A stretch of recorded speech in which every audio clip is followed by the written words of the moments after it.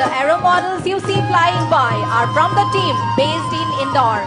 Their slick designs and precise control create a truly spectacular display.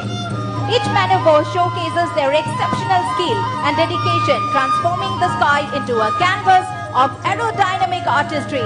Prepare to be amazed by their impressive aerial choreography.